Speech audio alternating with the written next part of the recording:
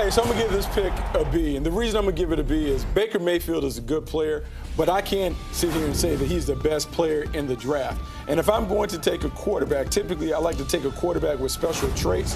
Baker Mayfield is an outstanding college player. He does a great job of getting the ball out of his hands. He has been very, very productive. But look, he's under 6'1". He doesn't have world-class athleticism. And I really don't know if he has a big-time arm. It will be interesting to see how this plays. And I'm going to go all the way back to the summer. I compared Baker Mayfield to Tyrod Taylor. Now you got Tyrod and his clone in the same quarterback room. Let's see how that works out down the line.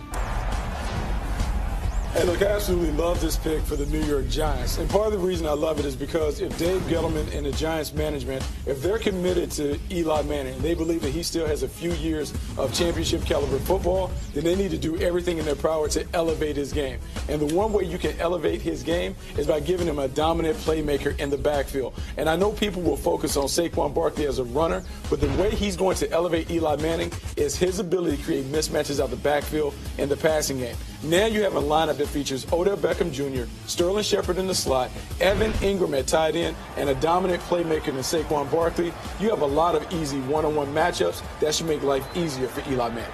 Kurt, why don't you start us off with this pick, because you certainly know how beneficial it can be to play with a Hall of Fame caliber running back. Do you like what the Giants did here and how they are supporting Eli Manning moving forward? I think you love the pick. I mean, first of all, because of the talent that you're getting with the player. But, you know, I look at Eli Manning, and I know championship quarterback, but when they've won championships, they've played good defense, they've had a good running game, and Eli's been able to be a complementary piece, and he plays big at big moments, but he's not a guy that's going to go out and complete 70% of his passes and carry a team. So I love the move that we balance this up. Playmakers on the outside. Now you got a playmaker in the backfield. They've made some upgrades at the offensive line so they can protect him and they can run the football. I love the move. I think they've got a lot of good pieces. And as Bucky said, you believe in Eli Manning and he's still got a couple years left. This was the right move for the organization. Certainly. You know, I really, really like this pick. And part of the reason I like this pick is because of the kid that Sam Darnold is. We can talk about what he is on the field. And look, he's a gunslinger. He has athleticism. He can make plays off the script. But he's really a good dude, meaning that he has the right blue-collar mentality to help continue the culture change that's going on in New York. When you saw Jamal Adams come in, you saw the attitude change on defense. Where Sam Darnold's this kind of guy. This is a blue-collar kid, a kid that was a linebacker and wide receiver during his time in high school. So he doesn't have some of the pretense that some quarterbacks have. I believe he's going to be a guy that understands how to handle the pressure of playing in New York. He's going to go about his business, and he's not going to worry about the fanfare of being a celebrity. For me, I like quarterbacks that are all in, all ball, all the time. That's what Sam Darnold is. Stay there. I'm going to give this a B+. And the only reason I'm going to give it a B+ is because typically you go for a pass rusher over corner, but this is the best corner in the class. When you talk to people around Cleveland, they wanted a dominant shutdown corner. Remember, years ago they had Joe Hayden. Joe Hayden played at a high level for a long time. Denzel Ward has a game that's a little reminiscent of Joe Hayden. He's tough, he's fast, he's physical. He can lock up number one guys on the perimeter. And look, he's not afraid to put his face in the fan. This is a really tough player. I know he's a little slight, but in this division, you got to look at those receivers. Antonio Brown, you need a speed guy that can match up with him. Whoever the Baltimore Ravens get, you have to have someone that can lock him up. A.J. Green and some of the other guys, John Ross. Denzel Ward can go toe-to-toe with all those guys. Good pick for the Cleveland Browns. Yeah, no doubt. Oh, I give this an A+. A+? I mean, you may get arguably the best player in the draft with the 5th overall pick. You talk about a team that really knows their identity or is trying to get back the identity that made them a Super Bowl champion. The Denver Broncos won the Super Bowl 50 because they could knock quarterbacks around and they could cover. Well, now you have Von Miller teaming up with Bradley Chubb. You have Shane Ray also rotating in. So now you can hunt without having to blitz. You still have 2 lockdown corners in Bradley Roby and Chris Harris. I like this pick because they're going to go back to the recipe. They're going to play solid on offense and try and dominate your defense. This is the way that Denver Broncos have to win. What we're seeing right now, this is an A. What we're seeing now, 2 teams that have unbelievable belief in their quarterbacks. We saw the New York Giants are building around their quarterback, making sure they get him. And now the Indianapolis Colts are confident that Andrew Luck is going to come back and be the player that he was. Quentin Nelson gives them a rock-solid player in the middle of that offensive line. I believe Frank Reich is going to make a concerted effort to not only throw the ball all over the yard, but they're going to run the football. And the best way you can make sure that you run the football, have someone that can control the A-gap. There are a lot of people that were excited about Quentin Nelson, said that he was maybe the best player in the draft. I wasn't necessarily of that belief, but I do believe in a run-oriented offense, he can knock people around. He is what you call a furniture mover. He is going to move people off the ball. We will find out. Here we go. Josh Allen was their guy from the jump, and here's why I believe that Josh Allen was their guy. Sean McDermott, Brandon Beane, and a bunch of those guys come from the Carolina Panthers. They had an athletic quarterback that was a dual threat with a strong arm, but wasn't a great accuracy guy in Cam Newton. I'm not saying that Josh Allen is exactly Cam Newton, but there are a lot of similarities. Big, strong arm passer, A-plus arm talent. Not necessarily precise as a pocket passer, but when he makes plays and when he's hot, he certainly can get it done. Plus, you're getting a Cam Newton-type specimen without all the extra stuff that Cam Newton brought. I believe he fits into their blue-collar locker room. I think this is solid. This is what they wanted. Now let's see what he brings to this team in Western New York. Yeah, I think, I've got him further back because I don't know if his areas that need to be corrected, like anticipation, like some of the mechanics, I really question, I worry about it. But I think Bucky makes a great point. The more you think about the Cam Newton comparison, the more you realize that there is actually a lot of validity when you're really honest about who Cam Newton is. A solid pick. This is an A pick in my mind. When you look at the Chicago Bears and what they're trying to do, all of the attention in the offseason has been on their offense and what they're trying to do with the quarterback, Mitchell Trubisky. Let's continue to make steps and strides with this defense. Roquan Smith is a dominant player. Remember, Vic Fangio in San Francisco, when he built that dominant defense, he had a guy in the middle, Patrick Willis. Roquan Smith has some similarities in terms of his explosiveness, his sideline-to-sideline ability, and his alpha dog mentality. I love this pick in Chicago. I think he is a nice fit for the Monsters of the Midway. I'm going to give this a C minus. I'm not. All right, here we go. I'm not a lover of Mike Lee. Look, I know he's the best offensive tackle in this group, but man, look at some of the guys that are on the board. Derwin James, and Tremaine Edmonds, and some of the other guys. All right, let's get it then. Charlie wants a piece here, Buck. But I will say this to come back on it. Jimmy G is the quarterback. We have said, I tweeted out, everything is about committing to building around the quarterback. If you feel like you have a weakness at right tackle, you have to protect Jimmy G. He's the franchise quarterback. I love this pick. I believe that Josh Rosen was the best prospect available in the draft. I believe he's going to a team in a situation that is absolutely ideal for him. He's staying on the West Coast. He's playing in an environment that is friendly to his game. But when I look at his offensive coordinator, Mike McCoy is going to build an offense that works for him. This dude is polished. He is ready to go. He's a natural thrower. He has tremendous arm talent. The one thing that they have to make sure they do, they have to find other pass catchers on the outside of Larry Fitzgerald. If you surround him with pass catchers, he is going to be outstanding. They got a running back in David Johnson. They have Larry Fitzgerald. They need one other pass catcher because I feel like Rosen is much like Matt Ryan.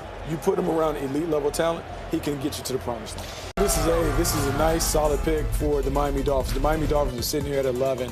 Look, we talked about Minkah Fitzpatrick potentially sliding a couple weeks ago, not through any fault of his own, but just because how crazy the top 10 could be. This is a guy that is a versatile playmaker. We talk about a natural nickel corner that can do a bunch of different hybrid things. In this division, when you're playing against the Patriots, that put a lot of stress on you with the way they use their tight end, moving Rob Gronkowski around. Well, man, maybe now you have an eraser, a guy that can match it with Rob Gronkowski outside of the box and match him. I like the versatility. I like the athleticism. I like the toughness. Solid overall pick for them. Do you think they would have taken Rosen if he were there? You know, I wonder, because here's what I wondered. Like, I know there have been some reports about them having conversation with Ryan Tannehill, but it really depends on what do they think about Ryan Tannehill. Do they really believe that he's still a franchise quarterback? I'm not 100% sure that Rosen would have been the pick. Maybe they would have had to have that debate. But I do know once he's off the board, it's easier to pick Minkah Fitzpatrick at that point. I'm going to give this a solid A. Solid A. This is the first time, and I can't remember, since Gerald McCoy's been in Tampa, he's actually going to have a playmate. He's going to have someone in the playpen that can actually do some damage with him. You get a big, look at the dimensions, 6'4", 347. Big baby. Athletic. This is a guy that was a running back in high school. So now you're putting a guy with this kind of athleticism alongside Gerald McCoy. A lot of people were excited in the offseason when we saw Ndamukong Suh paired with Aaron Donald. The new craze, the new trend in the league is to be able to pressure you from inside out. Now you have Vita Vea, who can stop the run, also gives you a little pass rushing presence with Gerald McCoy. The Tampa Bay Buccaneers can now affect the quarterback up the gut. And look at the quarterbacks in the division. Drew Brees is not a runaround. Matt Ryan, Jameis Winston, those guys don't run around. Cam is the only one that's athletic. Pressure those guys in the A-gaps. Hey, when you're awful on run defense, you got to get some big bodies up front. Daron Payne is a very, very good pick. He's a solid player at the point of attack, and we saw him in the playoff game. He took over, dominated on the other side of the line of scrimmage. Quickness, power, strength, and explosiveness, those things you certainly like. He also flashes a little pass rush ability. At the end of the day, the Washington Redskins had to be better up the middle. This gives Greg Minuski an opportunity to improve this run defense by getting better talent at the point of attack. The thing I really like about Daron Payne, of all the every Alabama guy I've studied, technicians with the hands, very strong at the point of attack, understand how to play the game. The one difference with this guy was he's just a more explosive player. He wasn't just a bull who was strong that you had a hard time moving him out of the gap. I mean, he had the ability to do some special stuff in space as well. And this is another one. A lot of teams think that he's got a chance to do something they didn't ask him to do at Bama, which is get up the field as a rusher. They have you hold the point of attack, and you're not asked to really get in the gaps quite like you're expected with a lot of defensive tackles. So I think he's going to be a different type of player in the NFL. All right, so when you look at this pick, Marcus Davenport, I give it a B+. The New Orleans Saints have been leaning on Cam Jordan as their #1 pass rusher for the last 3, 4, 5 years, and he hasn't had a partner. Not since Junior Gillette has been able to come off the edge have they had multiple guys that can give you double-digit sacks. Well, in Marcus Davenport, you're getting a stand-up pass rusher with outstanding first-step quickness and explosiveness. Yeah, we can talk about him playing at UTSA and is he ready to make the jump, but I think with the athleticism that he has, surrounded by the cast of playmakers that they have on their defense, he can be another cog in this defense, making the climb into a top 5 unit. I like his athleticism. I like his toughness. I like the production. He can be a solid player. We heard Charlie Casserly at times on Path to the Draft rave about this guy's toughness and explosiveness. He could be a very, very good player in New Orleans. I'm going to give this some C+. The only reason, you have to be careful when you start picking for need instead of taking best player. Look, Colton Miller is an outstanding athlete, did a great job of lighting up the combine. But what he did at the combine didn't match up to what you saw on tape. So right now, you're the Oakland Raiders. You are just banking on his upside and potential. Nothing that you saw on tape suggested that this guy should be a top 15 or so pick based on how he played during his time at UCLA. You know, we've heard red shirt year for quarterbacks in the NFL. There were some analysts and folks, the scouts that watched tape that said Colton Miller might need a bit of a red shirt year because he's got the raw, he's got the raw elements, I guess. He's got the stature, but his technique, I think, was coming into question an awful lot. Yeah, technique was coming into question. When he faced the elite dudes, they had their way with him coming around the edge. Look, you're putting him in a division with pass rushers galore. We talked about Bradley Chubb and Von Miller, Joey Bosa, and Melvin Ingram. I mean, you still have Justin Houston to still deal with, tough. Huge need. Hey, this is an A+. This is A+ because it's a great pick. They got a player that some thought was a top 5 player at 16. They moved up to get him. And not only can he do all the things on the field, we see the versatility, athleticism, whether he plays outside or moves inside. Sean McDermott and Brandon Beane are trying to create a culture in Buffalo that is one with a bunch of blue-collar players. He fits that. He's a hard-hat and lunch pail guy. He's a worker bee off the edge. He's young. You talk about being 20 years old. Another rock-solid player to put in there. Buffalo ended the drought last year. First time went to the playoffs in 17 years by adding a bunch of solid players that are just about ball. This is another player like that. You mentioned, Charlie, you had him rated awfully high on your list. Why? What is it you like about him? He was my #1 rated linebacker. Instincts. This guy's got excellent instincts. Okay, this guy's got the speed and athletic ability to go sideline to sideline, to cover. I thought he could play downhill against the run. I liked his ability to blitz. Some people say he can play outside. I've seen him play inside. Leave him inside, and he'll go to the Pro Bowl. Big need for the Bills, too. Smart play by the Bills trading up together. Interesting the Ravens trading back because he's on the board. James is on the board. Derwin James. Calvin Ridley's on the board. A need for a wide receiver. Alabama general manager Ozzie Newsome there. Fascinating what the Ravens are going to do here in the 20s. Well, as they trade back, here's why they decided to trade back. Here are the details of that trade as Buffalo jumps from 22 to 16. And Baltimore gets a third-round pick out of it, number 65 overall, while Buffalo receives the fifth-round pick of the Ravens. So they jump from the fifth to the third. They move back 6 spots. Perhaps the player that they were looking for no longer there at number 16, Lance. But let's get into Tremaine Edmunds and your evaluation. Tremaine Edmunds is a special player. I had him as the 4th best player in this draft. He's incredibly rangy. He runs like Roquan Smith, only he's 253 pounds. He ran a 4.54. What he does is rare because he's got the ability to drop in space and cover man-to-man. He can rush off the edge as a pass rusher, which they didn't ask him to do a ton, but when he did it, you could really see that ability. He's got unusual length at that position inside. He can play outside or inside. He does have some busts in coverage, some mental busts that he's going to have to focus on. 19, going to turn 20. And Charlie, you drafted a guy in Amobi Okoye, who was a very young player. Well, that wasn't me. That was after me. Oh, that was after you. Because I was thinking that's, you know. I'm not taking credit for that. You're not taking it. Don't you put that on Charlie. You don't get that one, Charlie. Don't you put that on Charlie. Hey, look, this is an A+. From the time that I met Derwin James as a high school guy, I thought this guy was very, very similar to Cam Chancellor in terms of the way that he plays the game. And when you think about Gus Bradley and what the Chargers want to do on defense, they are looking for a headhunter in between the hashes, a guy that can be an enforcer, a guy that can drop down and play that Cam Chancellor role. What you're getting is another all-ball, all-the-time guy in Derwin James. Loves football, loves contact, loves the physicality of it. You now have Derwin James that can drop inside the hashes and play that. You have Desmond King who can play that special role as a hybrid nickel. This is Gus Bradley recreating what he built in Seattle. I love this pick. I love their defense. Look, the Chargers are a team that were close to making the playoffs. If they don't make a playoff run this year, I would be shocked. A player. Look, I was a little off. I knew they needed a corner, but Jaire Alexander certainly fits. You talk about attitude, toughness, physical skills. He has all those things to be a lockdown corner on the outside. He's quick. He does a great job of competing at the highest level. I believe he has an opportunity to be a special player. The thing that will happen, he's going to be challenged on the outside. He's going to have to play the Golden Tates, the Stephon Diggs, the Adam Thielens, and those guys. Can he lock down and hold his own?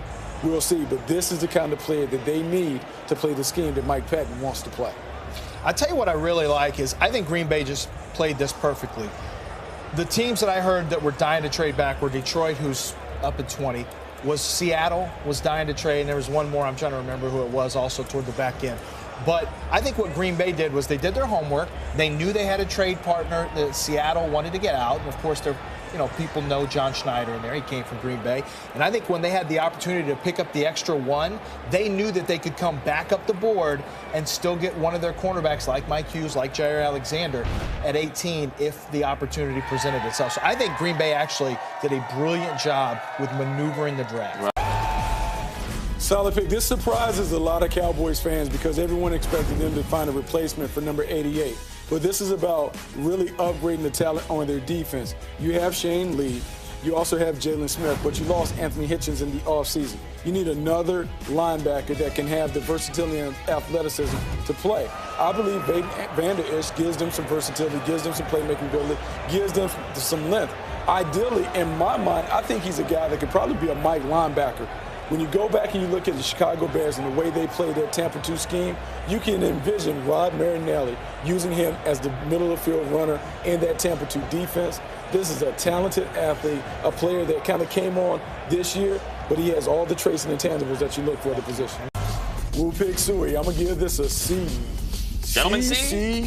Gentleman C or a summer school C, C, C? A summer school C. Okay. A summer school C. Look, I'm not going to bag on the player too much, but I don't know. I felt like there were better players on the board. We had James Daniels. We still have Hernandez. We still have all those interior guys that we've talked about for so long. Well, you got Billy Price, whose doctor said he's going to make a full recovery. According to Pro Football Focus, this guy graded out well. I think he's one of the highest rated. But when I look at him on tape, he's not a guy that necessarily finishes. Plays the pivot, does a good job of making initial contact. But I didn't see a great finish. And I just don't know if he's going to be able to bully some of those defensive tackles that are inside. Solid, sticky player. I like it, don't necessarily love it. OH.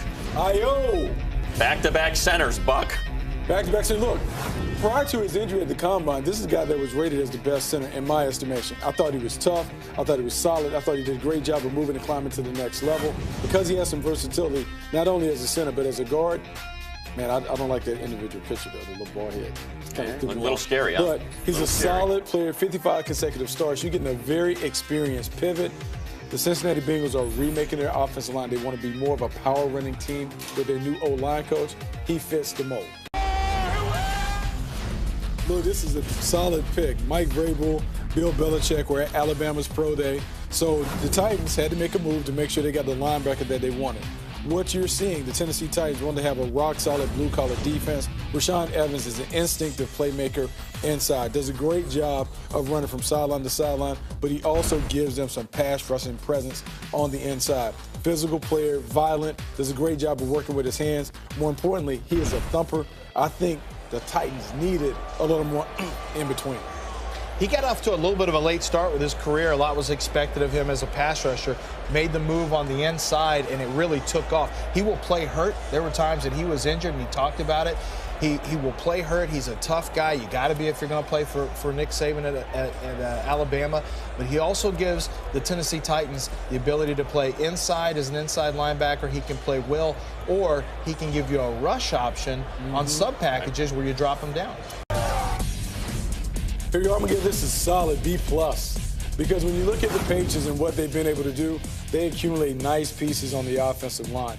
This is a guy that played tackle at Georgia, but I think he's going to project inside just because of the height. He survived out there outside, but I believe he'll be a nice guard. When you think about the Patriots normally place a premium on versatility. I think his versatility will allow him to play multiple spots along that offensive line.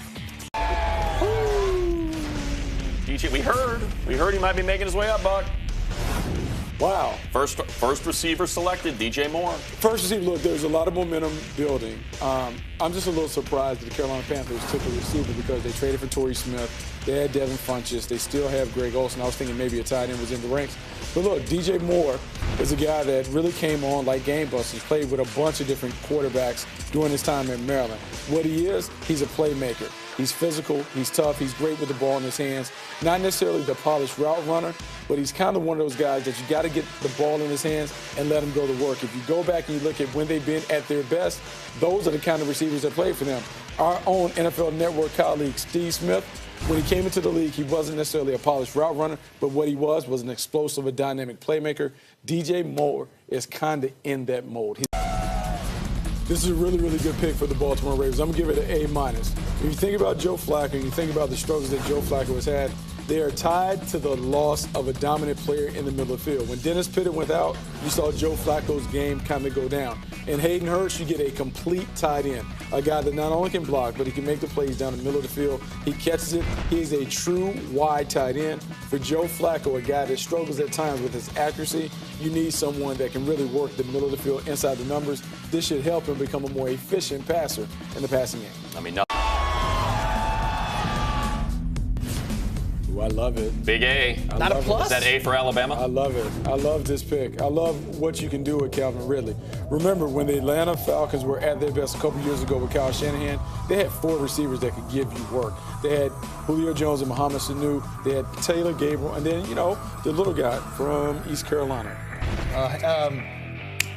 Hardy. Justin Hardy. So you have 4 guys that can make plays. Well, now with Calvin Ridley, you're getting a guy that is probably a third starter and Ridley, a polished pass catcher, a guy that does a great job of running routes. Not the physical specimen that Julio Jones is, but he's different and unique. He would be a nice number 3 to work against nickel corners. His speed, his quickness, his route running ability, he should be able to play effectively in this scheme and have a lot of success as number 3. And, both Hardy and Sanu still for Seattle. Rashad Penny goes here, Buck. So we can give this a solid B. Now, there are a lot of people that are surprised about Rashad Penny making the sudden rise up the charts. But when you really looked at his game at San Diego State, this is a versatile player. This is a new school running back, this kind of running back that really dominates in the NFL. A guy that can run it, but really he can make his contributions in the passing game, and he also has kick return ability. In Seattle, you have to understand, this is a complete reset. You're trying to rebuild this offense around Russell Wilson. Russell Wilson hasn't been the same since he lost Marshawn Lynch. Rashad Penny isn't Marshawn Lynch, but what he is, he's a starting running back who can run it and can make plays in the passing game. I think Marshawn was underrated in terms of his contributions in the passing game. Russell Wilson hasn't had that, and I think their offense has suffered because of that. It's a bit of a surprise. There are some people that like Terrell Edmunds. I couldn't find anyone that had him rated as a first-round pick. But let's be honest, we talked about this draft class where there were 17 or 18 legitimate lock first-round picks. This is a guy that probably had a second-round grade, so it kind of works. The thing that you're looking for at the Pittsburgh Steelers, they need toughness, they need physicality, and they need a guy in the back end that can play with some ball skills. He might be the right fit. He could be an upgrade over what they had in Mike Mitchell. Where did he fit into your safety rankings? Because it seemed like Justin Reed was that next safety that was kind of on most boards. I didn't have him anyway. I mean, I thought he was like a third-round safety. But let me tell you, my dad worked for Kevin Colbert and Mike Tomlin over there at the Steelers. And he said in draft rooms, they get their board, and their board is their board. There's no panic. There is a calmness in the room, and they just pull guys off as they get drafted, and when he gets there, they make the pick. This is why he's a Steeler, by the way. He's almost 6'1", 217 pounds. He ran a 4.49 at the Combine, so he can fly. He is an explosive athlete, as mentioned right there. He can play all over the field. He's an athletic wonder, just like his brother, Tremaine Edmunds. And he's an outstanding special teams player as well. And sometimes that will get overlooked. I do think that he has some issues playing the ball. We saw right there, didn't turn and get his head around. He has ball skills, but he doesn't necessarily have ball instincts down the field. So you may have to cover him up and play him near the line of scrimmage, maybe not have him playing on the back end quite as much. So very specific type of safety for the Pittsburgh Steelers. Earlier than I would have taken him personally. I thought Justin Reed maybe a better fit, and I thought Justin Reed actually was my mock draft pick for the Steelers. I expected a safety. I did not expect Terrell Edmunds. Well, look, this is another one. When we talk about all these teams playing the Seattle Seahawks scheme, the Jacksonville Jaguars do it. The common denominator between guys that work in this game, competitive athletes, fast athletes, guys who have twitch. He is a twitchy athlete, meaning he has outstanding explosiveness, first step quickness, and burst. We can question some of the instincts in terms of finding the ball, but in terms of creating disruption at the point of attack, he does it. Remember, the Jacksonville Jaguars are kind of at a funny point.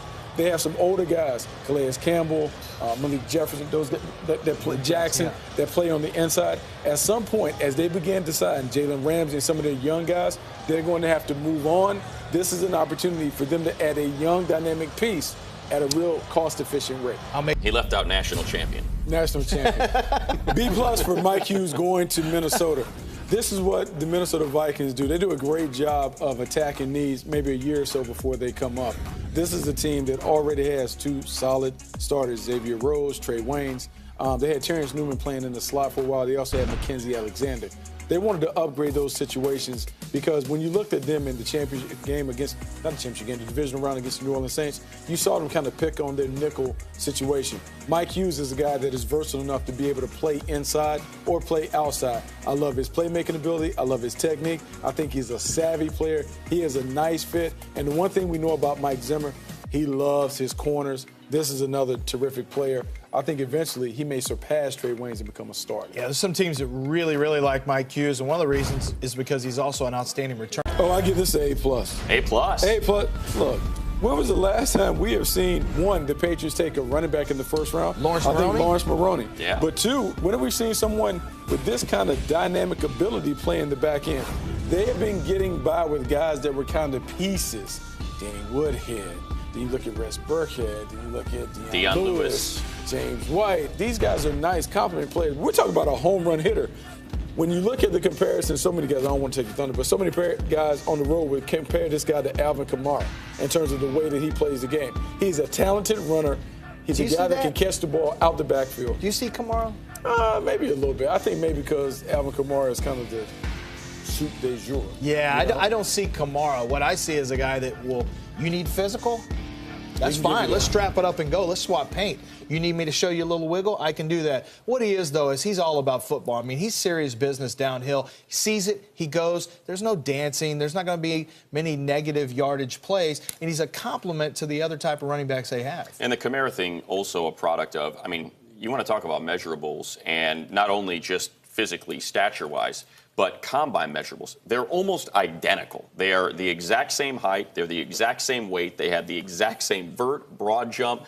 Everything is identical about the way they're built and the way they performed off the field. But when you talk about what you see on the field, I mean, we saw it in that national championship game, going up against that Alabama defense, and what kind of player, how explosive he can be. Oh, he's terrific. He's explosive. This is something we haven't seen. So now you get Tom Brady, an explosive weapon in the back end.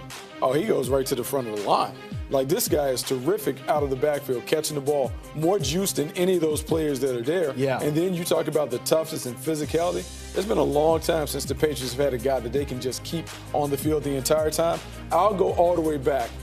He's not this guy, but think about what Kevin Falk was for about 12, 13, 14 years for the Patriots. A guy that always had a role. Sony Michel has that kind of potential and talent. One thing I do want to mention, he's got a little bit of a knee concern where there have been some teams that question how long he will play, but they say he's very healthy now. Money, you're a college football guy. What's the grade, Buck? Oh, we can give it an A. And the only reason we'll give it an A because they set it up to get the guy. They took him at the right value. They took him at the bottom of the first round where they knew they could get him because it wasn't going to be a high market for his services. Secondly, they have a coaching staff that is very, very familiar and comfortable dealing with these kind of dual athletes, dual threat quarterbacks at the position.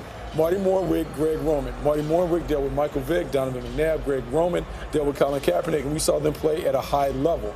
Then you look at RG3 being there to be the backup quarterback. We've always said the biggest knock about having a system with a dual threat quarterback, if he gets hurt, then what? Well, now you run the same thing with RG3.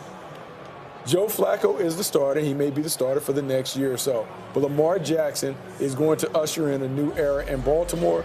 This is an organizational pick because you have to be committed to building the whole squad around Lamar Jackson.